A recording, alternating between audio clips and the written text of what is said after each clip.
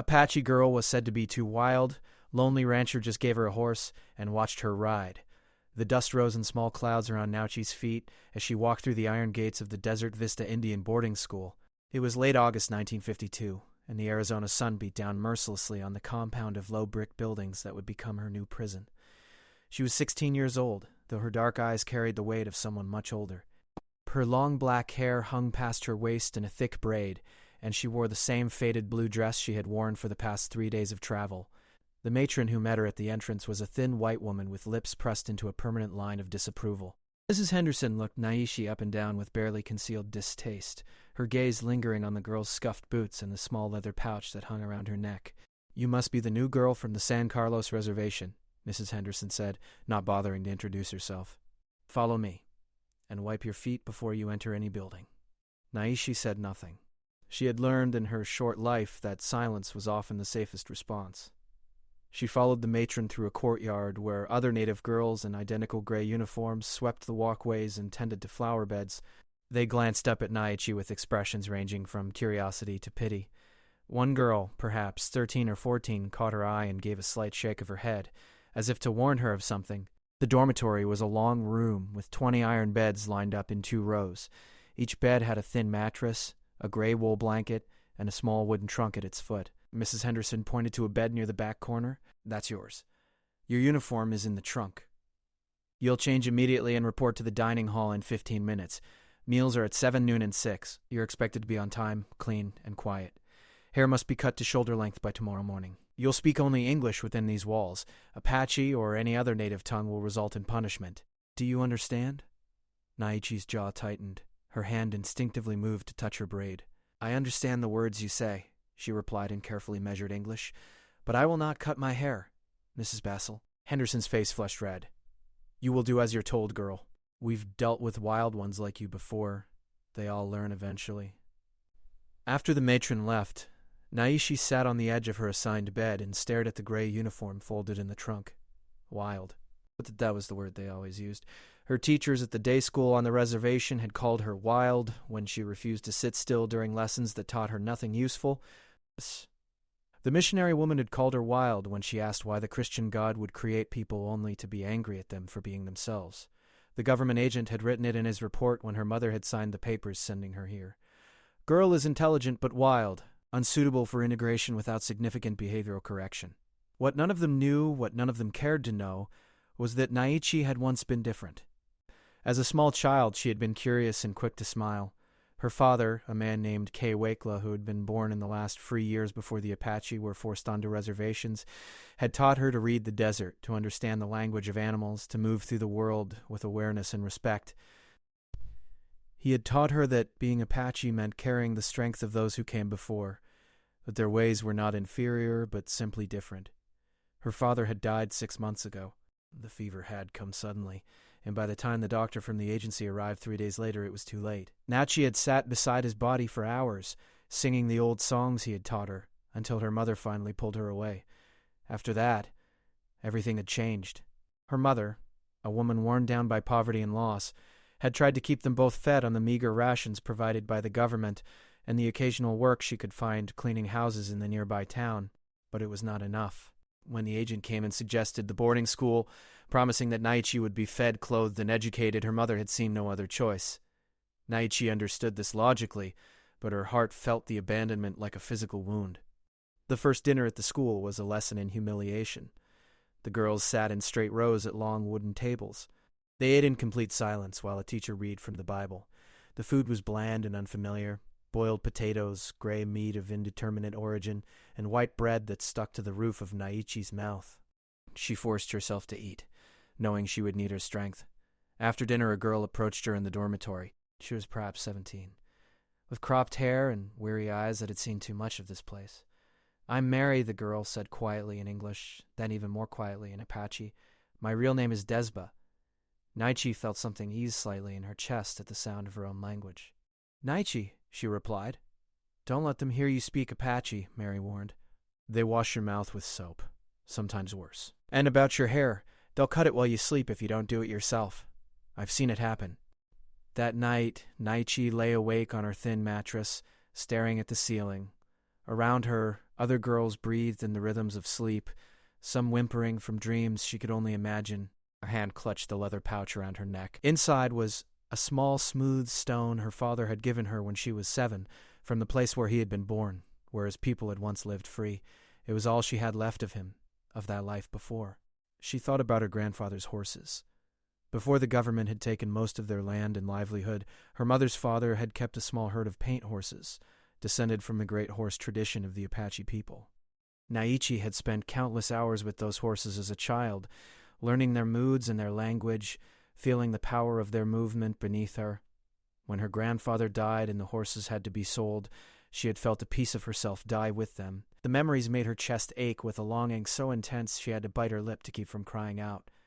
This place, with its rules and its walls and its determined effort to erase who she was, felt like being buried alive. Teachers would call it education, civilization, improvement. To Naichi, it felt like slow death. The next morning, Mrs. Henderson came for her hair with scissors in hand and 2 other matrons to hold her down if necessary. Naichi looked at the scissors, then at the determined faces of the women, and made a calculation. She could fight and lose her hair anyway, probably with additional punishment. Or she could give in on this battle to save her strength for the war. "I will cut it myself," she said coldly. Mrs. Henderson looked surprised but handed over the scissors. Naichi took them and walked to the small mirror hanging on the dormitory wall. With quick, angry movements, she cut her braid at shoulder length, watching her hair fall to the floor like black silk. Each snip of the scissors felt like a small violence against herself. When she finished, she handed the scissors back to the matron without expression, though inside she was screaming. The days that followed fell into a suffocating routine. Wake at dawn, prayers in English to a god she did not know. Breakfast. Classes where teachers spoke of American history as if her own people's history did not exist. Lunch. More classes or work assignments. Laundry, cooking, cleaning. Dinner. Prayers. Sleep. Repeat. Naichi went through the motions like a ghost. She answered when spoken to, completed her assignments adequately enough to avoid punishment, and maintained a wall of silence around herself. The other girls learned to leave her alone. The teachers noted her compliance but complained that she showed no real progress, no genuine acceptance of their teaching. What they did not see was that every night Naichi disappeared into her memories. She rode her grandfather's horses across endless desert. She sat beside her father learning the names of plants and their uses. She heard her grandmother singing the old songs. These memories were her rebellion, her resistance, her survival. But with each passing day, even the memories began to fade slightly, like photographs left too long in the sun.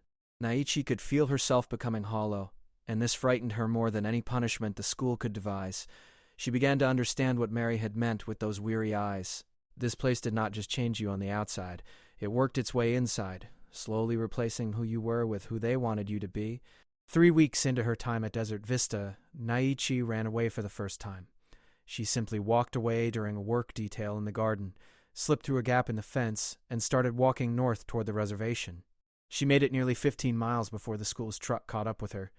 They brought her back, and she spent 3 days in a small isolation room with nothing but bread and water.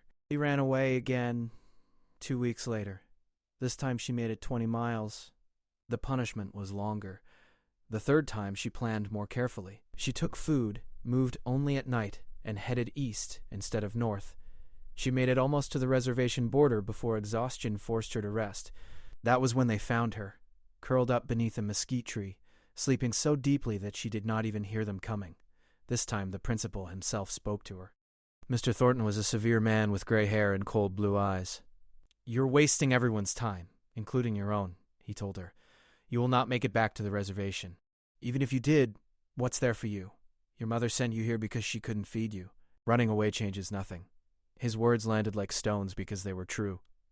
Naichi had no answer for him, no plan beyond the desperate need to escape. She sat in his office, staring at her hands, feeling more lost than she had ever felt in her life. That was when the letter came about the ranch work program. 3 weeks had passed since Naichi arrived at the Whitmore Ranch, and she had settled into a rhythm that felt less like imprisonment and more like simple existence. Each morning she woke before dawn in the small room Thomas had given her in the bunkhouse. She would wash her face with cold water from the pump, braid her hair which had grown past her shoulders again, and walk across the dusty yard to begin her chores. Thomas Whitmore was a man of few words, which suited Naishi perfectly. He would nod when she arrived, hand her a list of tasks written in his careful handwriting, and then disappear to his own work. She mucked out stalls, hauled feed, mended fence posts, and learned to check the cattle for signs of illness or injury. The work was hard and honest, and her muscles ached at the end of each day. But it was an ache that felt clean somehow, earned through purpose rather than punishment. But despite the relative peace of ranch work, Naichi still felt hollow inside. She moved through her days efficiently, completing every task on Thomas's lists, and sometimes more. But there was no joy in it. She was simply going through motions, waiting for nothing in particular, existing rather than living. The wildness that everyone had complained about had not been tamed. It had simply gone underground, buried so deep that even she could barely feel it anymore. The horses changed everything. Naichi had noticed them her first day at the ranch, of course. It would have been impossible not to. Thomas kept 6 horses in a large corral near the main barn, 4 quarter horses he used for cattle work, 1 aging gelding that had belonged to his late wife, and a paint mare that stood slightly apart from the others. The paint was striking, with patches of white and copper brown that reminded Naichi of the horses her grandfather had kept, but it was more than her coloring that drew Naichi's attention. There was something in the way the mare moved, the way she held her head, that spoke of spirit not quite broken, of dignity maintained despite circumstances. During her lunch breaks, Naichi found herself walking to the fence that bordered the corral. She would stand there, her fingers wrapped around the rough wooden rails, and simply watch the horses. She never tried to approach them or call to them. She just watched, feeling something inside her chest that was almost painful in its intensity. It was longing, she realized. The first real emotion she had felt since her father died. Thomas noticed, of course. The old rancher was more observant than his quiet nature suggested. He would see Naichi at the fence during her breaks, standing so still she might have been a statue, her eyes following the paint mare wherever she went. He recognized something in that stillness, that watching. It was the look of someone who had lost something precious and found an echo of it unexpectedly. One evening during the 3rd week, as the sun was beginning its descent toward the horizon and the desert air was starting to cool, Thomas approached Naichi at the fence. She sensed him coming but did not turn around, her gaze still fixed on the horses. "That paint there?" Thomas said, nodding toward the mare. "Her name's Chinoa. Had her about 4 years now. Bought her from a fellow over in New Mexico who didn't have the patience for her." Naichi glanced at him briefly, then back at the mare. "What does that mean? No patience?" "Means she's got her own mind," Thomas replied, a hint of amusement in his voice. "Won't be bullied or forced. Try to break her spirit and she'll fight you every step of the way. But earn her trust, treat her with respect, and there's not a better horse on this ranch." Naichi said nothing, but her fingers tightened slightly on the fence rail. Thomas was quiet for a moment, watching the horses himself. Then he said, almost casually, "You know anything about horses?" "My grandfather kept horses," Naichi said quietly, "before they made him sell them. I was young, but I remember. He taught me some things." "What kind of things?" Naichi hesitated, unused to anyone asking her opinion on anything that mattered. "He taught me that horses are like people, each one different, each one needing to be understood on their own terms. He said you cannot own a horse. Not really. You can only have a partnership, if the horse agrees." Thomas nodded slowly, as if this confirmed something he had been thinking. "Your grandfather sounds like he was a wise man." He was. Another silence stretched between them, but it was not uncomfortable. It was the silence of 2 people who understood that some things did not need to be spoken aloud to be communicated. Finally, Thomas said, "I've got a proposition for you if you're interested in hearing it." Naichi turned to look at him directly for the first time in the conversation. His weathered face was serious but not unkind. "You've been working hard these past weeks," he continued. "Never complain, never slack off. You do what needs doing and then some. I appreciate that. But I've been watching you watch these horses, and I've been thinking.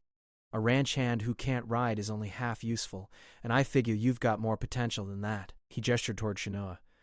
"That mare there needs regular exercise, needs to be ridden proper. I'm getting too old to give her the kind of work she needs, and I don't trust just anyone on her back, so here's what I'm proposing. You stay and work through the summer, and Chinoa is yours to ride whenever you want. Morning, evening, lunch breaks, I don't care. Take her out on the range, ride the fence lines, whatever suits you. Only conditions are that you treat her right and you don't run off. Deal?" Naichi stared at him, hardly daring to believe what she was hearing. Her heart, which had felt like a cold stone in her chest for months, suddenly began to beat faster.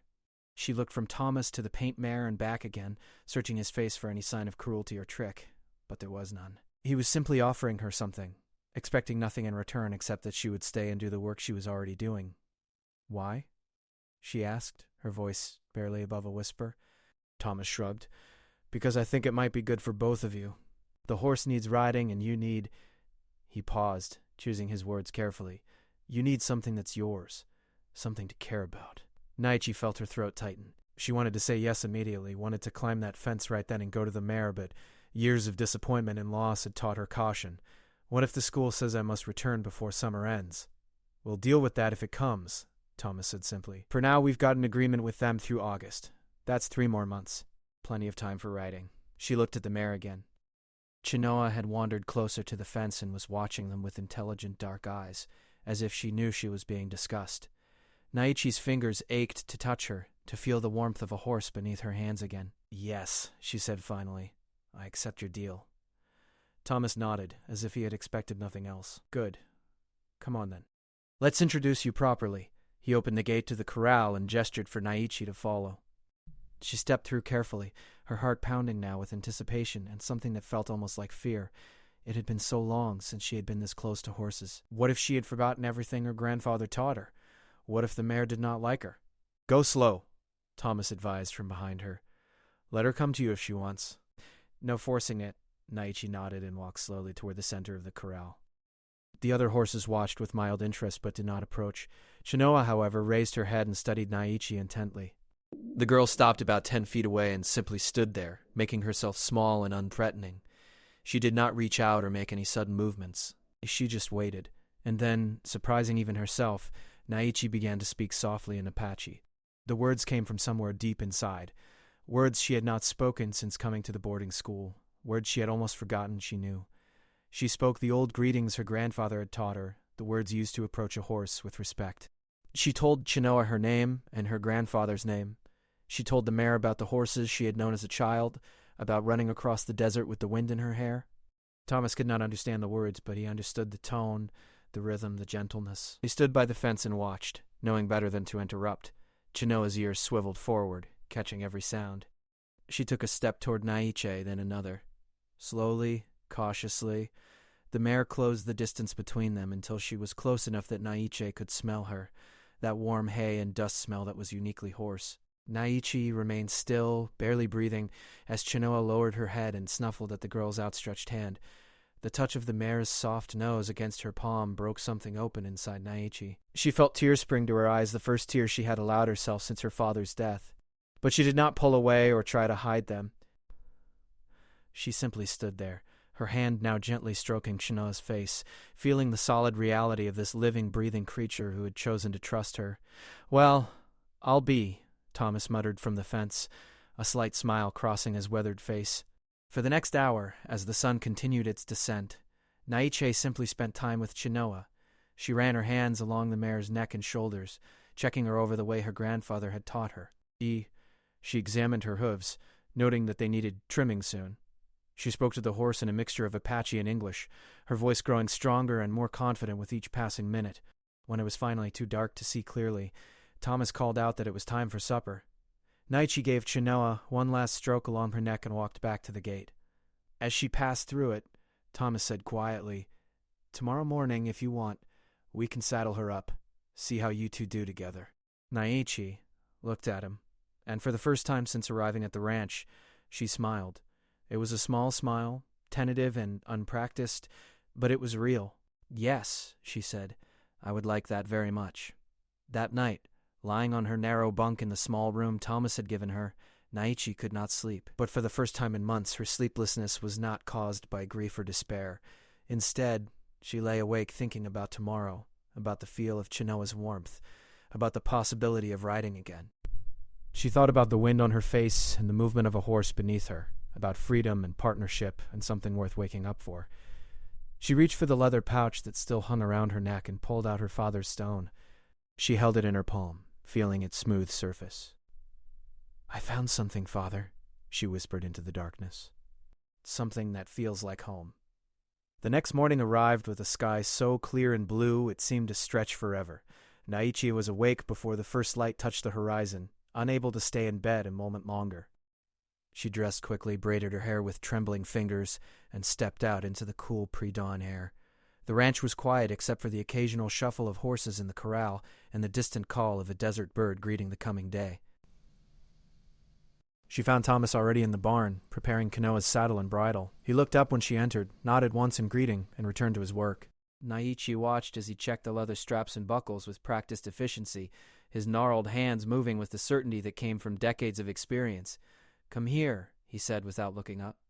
"I'll show you how I like things done. Then you can do it yourself next time." For the next 20 minutes, Thomas walked Naichi through every detail of preparing a horse for riding. He showed her how to brush Shanoa properly, removing dust and loose hair in long, smooth strokes. He explained how to check for sores or tender spots, how to clean the hooves, how to position the saddle blanket so it would not rub. His instructions were clear and patient, never condescending, treating her like someone capable of learning rather than someone to be ordered around. When Shanoa was finally ready, Thomas led her out of the barn into the growing light. The paint mare moved with eager energy, sensing that something different was about to happen. Naichi followed, her heart beating so hard she could feel it in her throat. "Now then," Thomas said, handing her the reins, "let's see what you remember." Naichi took the reins, feeling their weight in her hands. For a moment she simply stood there, overwhelmed by the reality of this moment she had dreamed about for so long. Then she placed her left foot in the stirrup, gripped the saddle horn, and swung herself up onto Chinoa's back in one smooth motion. It was as natural as breathing, as if her body had never forgotten, even when her mind had tried to. The world looked different from up here. Bigger, somehow, full of possibility. Chinoa shifted beneath her, adjusting to the new weight, and Naiche felt the mare's muscles moving, felt the living power contained in this animal who had chosen to accept her. "How does it feel?" Thomas asked, squinting up at her in the early light. "Like coming home," Naiche answered honestly. Thomas smiled, a real smile that reached his eyes and made him look years younger. "Good. That's real good. Now, why don't you take her out to the south pasture and back? Get a feel for each other. Just follow the fence line and you can't get lost. Take your time." Naichi nodded, suddenly unable to speak past the lump in her throat. She squeezed her legs gently against Chinoa's sides, and the mare started forward at a walk. They moved through the gate Thomas held open for them, and then they were out on the open range with nothing but desert and sky stretching in all directions. For the first few minutes, Naichi kept Shanoa at a steady walk, letting both of them adjust to each other's rhythm. The mare responded to the slightest pressure from Naichi's legs, the smallest shift in her weight. It was like a conversation happening in a language deeper than words, a communication between two beings who understood each other instinctively. As they moved further from the ranch buildings, Naichi felt something loosening inside her chest, the tightness that had lived there for months. The heaviness that made every breath feel like effort began to ease. She sat deeper in the saddle and asked Chinoa for a trot. The mare responded immediately, her gait smooth and ground covering. The sun was fully up now, painting the desert in shades of gold and orange. The air smelled of sage and dust and something indefinable that was simply the scent of freedom. Naichi's hands relaxed on the reins, her body moving in perfect harmony with Chenoa's movements. And then, without planning it, without even thinking about it, she loosened the reins further and asked the mare for a canter. Shanoa surged forward with obvious joy, her hooves drumming against the hard-packed earth in a rhythm that matched Naichi's heartbeat. The wind whipped Naichi's braid behind her and brought tears to her eyes, but these were tears of release, of finally feeling something other than numbness and grief. She leaned forward slightly, and Shanoa responded by stretching into a full gallop. They flew across the desert, girl and horse moving as one entity. Naichi had forgotten how this felt, the pure exhilaration of speed, the sense of being completely present in a single moment. She heard herself laugh, a sound so unexpected that it startled her. When was the last time she had laughed? She could not remember. She let Chinoa run until the mare's breathing grew heavier, then gradually asked her to slow. They came back to a walk, both of them breathing hard, both of them alive, in a way that felt almost painful in its intensity. Naichi reached down and stroked Chinoa's neck, feeling the warmth of her coat and the dampness of honest sweat. "Thank you," she whispered to the mare. "Thank you for giving me this."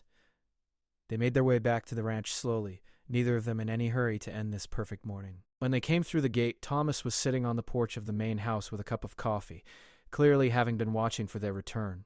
He stood as Naichi dismounted, and she thought she saw approval in his eyes. "Good ride?" he asked. "The best," Naichi replied, and meant it with every fiber of her being. From that day forward, a pattern emerged that would shape the remainder of Naichi's time at the ranch. Each morning before her regular chores, she would ride Shinoa. Sometimes they would check fence lines or look for cattle that had wandered too far from the herd, giving her rides a practical purpose. Other times they would simply explore the vast emptiness of the desert, discovering hidden canyons and dry creek beds, startling jackrabbits and watching hawks circle overhead. But the riding was only part of what changed. As the weeks passed, Naichi found herself talking more, both to Chinoa and to Thomas. The old rancher had a way of asking questions that invited real answers, not the careful, guarded responses she had learned to give at the boarding school. He would ask what she noticed about the cattle's behavior, or what she thought about the weather patterns, or how Shinoa had responded to a particular situation. He asked her opinion as if it mattered, as if she had knowledge and insight worth hearing. In return, Thomas began to share his own knowledge more freely. He taught her to read the signs of approaching weather in the behavior of animals and the quality of light. He showed her how to doctor a sick calf, how to repair tack when leather cracked, how to find water in country that looked completely dry. These were practical skills, the kind of knowledge that had real value in the world beyond classroom walls. One evening, as they sat on the porch after a long day of moving cattle to a new pasture, Thomas asked her about her grandfather's horses. It was the first time anyone had asked about her life before, about the things and people she had lost, with genuine interest rather than clinical curiosity. Naichi hesitated at first, unused to sharing these memories, but something about the quiet evening and Thomas's patient presence made the words come easier. She told him about her grandfather, about the paint horses he had bred, about the pride he took in maintaining the old traditions even when the world around them insisted those traditions were worthless. She told him about her father, about the things he had taught her, about how he had died. Thomas listened without interrupting, without offering platitudes or empty sympathy. When she finished, he was quiet for a long moment before speaking. "Sounds like you come from strong people," he said finally. "People who knew what mattered and held on to it even when it was hard. That's something to be proud of." Naichi felt her eyes sting with tears, but they were different from the tears she had cried before. These tears came from being seen, from having her people and her history acknowledged as valuable rather than shameful. "The school says our ways are old-fashioned," she said quietly. "They say we need to forget the old things and learn to be like everyone else." Thomas snorted derisively. "Schools say a lot of fool things. I should know.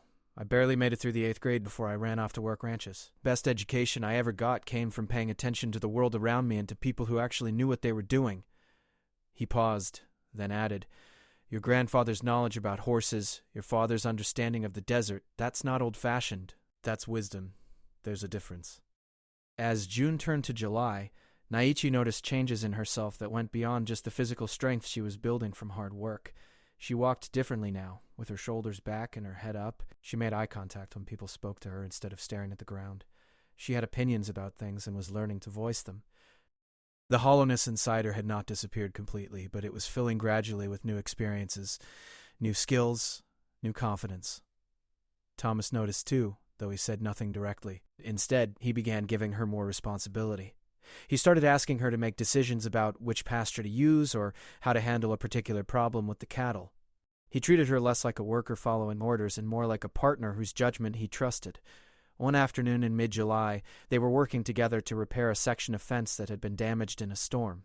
The work was hot and tedious, requiring careful attention to get the wire tension just right. As they worked, Thomas said casually, "Been meaning to talk to you about something?" Naichi looked up from the fence post she was bracing. "Yes. Got a letter from the school last week. They want to know about your progress, whether you're behaving yourself, whether I think you're ready to come back full-time in the fall." He paused in his work and met her eyes. "I've been thinking about what to tell them." Naichi's stomach tightened. She had been trying not to think about the end of summer, about having to return to the boarding school and its rules and its determined effort to erase everything that made her who she was. The thought of leaving Chinoa, of leaving this place where she had finally found some measure of peace, made her feel physically sick. "What will you tell them?" she asked, trying to keep her voice steady. Thomas pulled out his bandana and wiped the sweat from his forehead, taking his time before answering. "Well, that depends partly on you. I could tell them you've been working hard, which is true. I could tell them you've learned a lot, which is also true. I could tell them I think you've got real potential as a ranch hand, which is my honest opinion." He looked at her directly. Or I could tell them something else entirely. What do you mean? I mean that this ranch is too much for one old man to handle alone. My children don't want it. They've got their own lives in the city. When I'm gone, this place will probably be sold off or absorbed by one of the bigger operations, unless someone who cares about it is here to keep it going. He paused. I've been thinking that what this ranch needs is someone young enough to do the hard work, smart enough to learn the business, and stubborn enough to not give up when things get difficult. Someone who understands animals and land, who can work from sunup to sundown without complaining. Naichi stared at him, afraid to believe what she thought he might be suggesting. Thomas continued, Now I know you're still supposed to be getting educated and all that, but seems to me you're learning more useful things here than you would sitting in a classroom being told your people's ways are wrong. And there's a high school in town, not a fancy boarding school, just a regular school where you could live here and go during the day if you wanted to finish your education proper. Are you saying... Naichi could barely get the words out. Are you saying I could stay? I'm saying the ranch could use a permanent hand. Someone who'd work for room and board and a small wage, at least until you turn 18. After that, well, we could talk about other arrangements. Partnership, maybe, if things work out. He went back to working on the fence as if he had just offered her something small and inconsequential, rather than everything she had been hoping for without daring to hope. Naichi's mind raced. Stay here. Keep riding Chinoa. Keep learning from Thomas. Keep waking up to work that mattered, and freedom that felt real. Not have to go back to that terrible gray building with its rules designed to break her spirit. But doubt crept in almost immediately. The school won't allow it. My mother signed papers.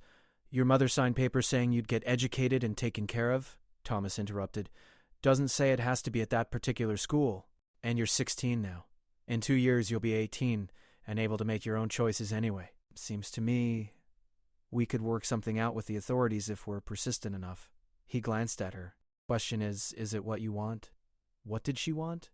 For so long, Naichi had not allowed herself to want anything because wanting led to disappointment and pain. But standing there in the July heat, her hands dirty from honest work, the knowledge that Chinoa was waiting for her evening ride, she knew exactly what she wanted. Yes, she said firmly. Is what I want. Thomas nodded as if this settled the matter. Good. Then I'll write to the school and to the agency.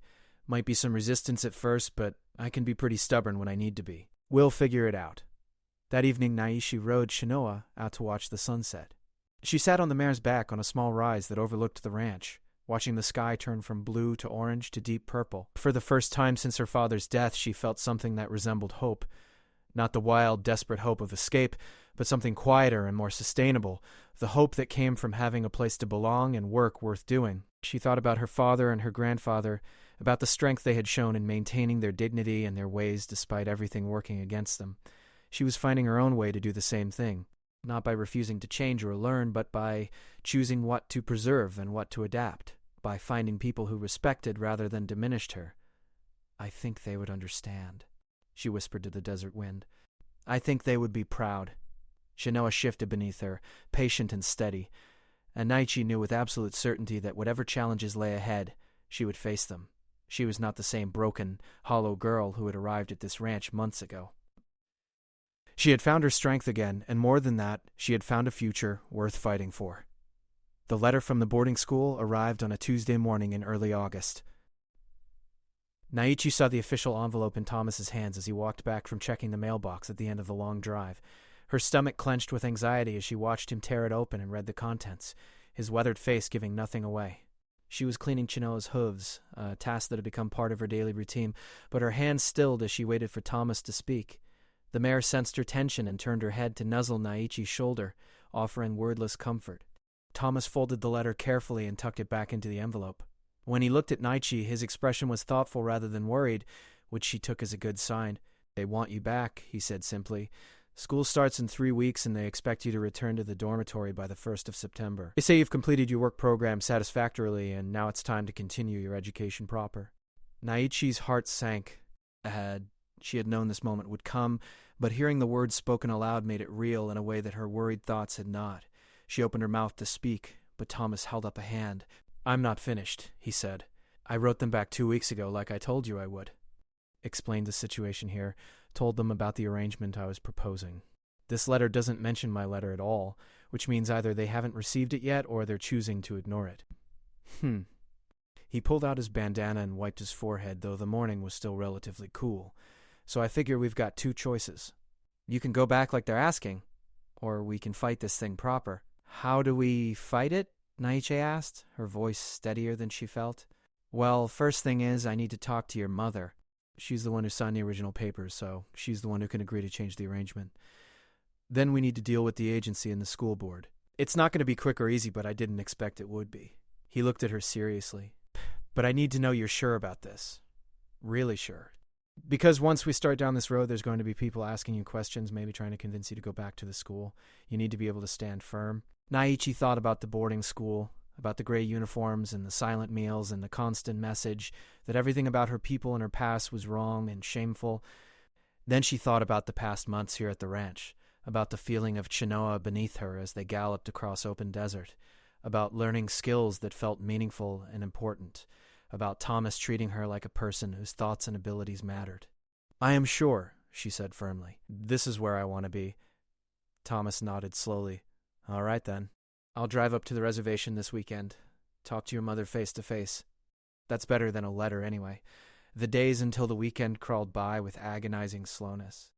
Naichi threw herself into her work with even more intensity than usual, as if by proving her worth she could somehow influence the outcome of events beyond her control. She rode Chinoa every morning before dawn, finding peace in those quiet hours when the world was still and the only sounds were the mare's hooves and the occasional cry of a hawk. Thomas noticed her anxiety, though she tried to hide it. One evening, as they were finishing the day's chores, he said, "You know, worrying about things before they happen doesn't change the outcome. Just makes you tired."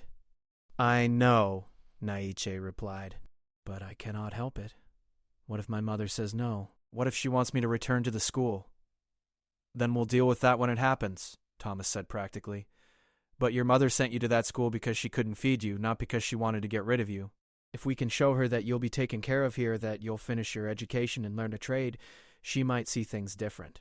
His words made sense, but Naichi's worry did not fade. She had not seen her mother since the day she left for the boarding school almost a year ago. So much had changed since then. Would her mother even recognize the person she had become?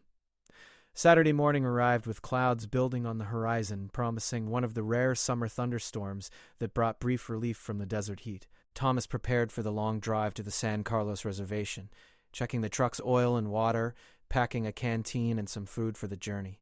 "You want to come along?" he asked Naichi as she stood watching his preparations.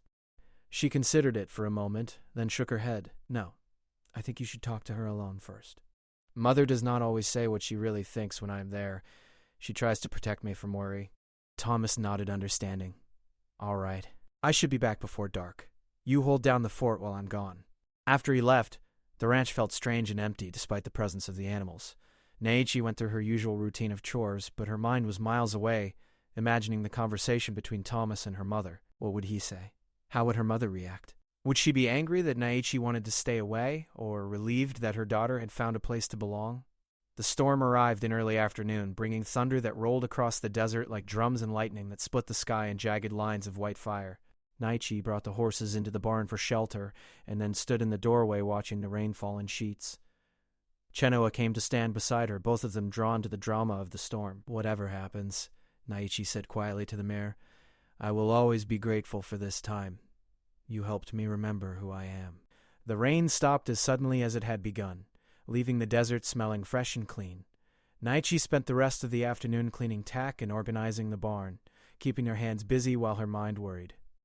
The sun was low on the horizon when she finally heard the sound of Thomas's truck coming up the drive. She walked out to meet him, trying to read his expression as he climbed out of the cab. His face was tired but not unhappy, which she hoped was a good sign. "Well?" she asked, unable to wait any longer. Thomas reached back into the truck and pulled out a worn canvas bag. "Your mother sent some things for you. Some clothes she mended, a blanket your grandmother made, and this."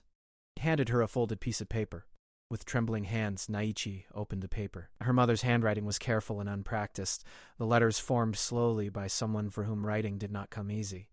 "My daughter," the letter began, "the rancher Thomas Whitmore came to see me today. He told me about your work on his ranch, about how you have learned to care for horses and cattle, about how you have changed from the angry girl who left here last year. He says you want to stay with him and finish your school in the town near his ranch.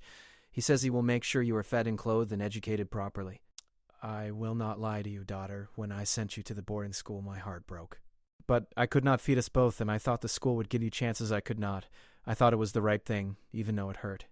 But Mr. Whitmore tells me you are not happy there. He tells me you have found something at his ranch that makes you strong again, that makes you want to wake up in the morning. He says you have a gift with horses, like your grandfather did. He promises to care for you like you were his own blood. I have thought about this all afternoon, praying for wisdom. I think perhaps the spirits brought you to this man and his ranch for a reason. I think perhaps this is your path, not the one I chose for you, but the one that was meant to be. So I give my permission. I have signed the papers Mr. Whitmore brought. You may stay at the ranch, but you must promise me two things: that you will finish your education, and that you will not forget who you are or where you come from. The Apache blood in your veins is precious. Honor it, even as you learn new ways. I love you, daughter. I am proud of the woman you are becoming. Your mother. Naichi read the letter twice, tears streaming down her face. When she finally looked up, Thomas was watching her with understanding in his eyes. She signed the papers? Naichi asked, hardly daring to believe it. She did. Took them to the agency office before I left. They're processing them now. There'll be some bureaucracy to work through, but the important part is done. Your mother has given permission for you to stay here and attend the town school instead of going back to the boarding school. He paused. She's a good woman, your mother. Loves you very much. That was clear in everything she said. Naichi folded the letter carefully and pressed it against her chest. I need to write to her. To thank her. To tell her I will keep my promises. There's time for that, Thomas said gently. But right now, why don't you go tell Chinoa the good news? I expect she'll be glad to know you're staying. Naichi ran to the barn, her feet barely touching the ground. Chinoa was in her stall, and she lifted her head as Naichi approached. The girl wrapped her arms around the mare's neck and buried her face in her mane. I get to stay, she whispered. We get to stay together. The following weeks brought a flurry of activity as Thomas and Naichi prepared for the start of school. They drove into town to register her at the local high school, where a tired-looking administrator reviewed her transcripts from the boarding school and assigned her to classes. The school was small and plain, nothing like the imposing institution she was leaving behind, and Naichi felt relief wash over her at its ordinary appearance. Thomas also took her to buy supplies, notebooks, pencils, a sturdy backpack, and some clothes appropriate for school. It was more than anyone had spent on her in years, and she felt overwhelmed by his generosity. You're going to need these things, he said when she tried to protest. Can't have you showing up to school unprepared. Besides, you've earned it with your work this summer. The last week of August, a letter arrived from the boarding school. It was formal and cold, stating that they were disappointed in her decision, but that her records would be transferred to the town school as requested. There was no warmth in the letter, no acknowledgement of her as an individual, and reading it only confirmed that she had made the right choice. On the evening before school started, Naichi took Chinoa out for a long ride. The summer heat was finally beginning to ease, and the desert was painted in shades of amber and gold by the setting sun. She rode to the high point where she often came to think, and sat there on Chinoa's back, looking out over the land that had become her home. She thought about everything that had changed in the past year. She had gone from being a lost, angry girl with no future to someone with purpose and belonging. She had found work that mattered, skills that gave her confidence, and people who valued her for who she was rather than trying to make her into something else. Most importantly, she had found herself again, not the person the boarding school wanted her to be, but the person her father and grandfather had taught her to be. Strong, capable, connected to the land and to the old ways, but also able to learn and adapt and grow. Thank you, she said aloud to the desert, to the sky, to the memory of her father and grandfather, to Chinoa standing patient beneath her, and to Thomas, who had seen her potential when everyone else saw only a problem to be fixed. Thank you for bringing me here. Thank you for giving me a chance. As the sun touched the horizon, Naichi turned Chinoa toward home. The ranch waited for her in the gathering twilight, the barn where she would care for the horses in the morning before school, the small room that was hers, the house where Thomas would have dinner ready and waiting. Tomorrow she would start a new chapter, attending the town school and continuing her work at the ranch. There would be challenges ahead, she knew. There would be students who looked at her differently because of her Apache blood, teachers who had low expectations, moments when she would feel caught between two worlds and fully at home in neither. But she also knew that she had Chinoa to ride when the world felt too heavy. She had Thomas's steady presence and practical wisdom. She had work that gave her purpose and skills that gave her pride. And most importantly, she had reclaimed herself. The wild spirit that everyone had tried to tame now channeled into something powerful and purposeful. As she unsaddled Shinoa and settled the mare for the night, running her hands one last time over her warm coat, Naichi felt something she had not felt in over a year. She felt hope, real solid hope for the future. Not because everything would be easy, but because she knew now that she was strong enough to handle whatever came. She walked across the yard to the house where lamplight glowed in the windows, and Thomas was waiting. Tomorrow would bring new challenges, new learning, new growth, but tonight she was exactly where she needed to be.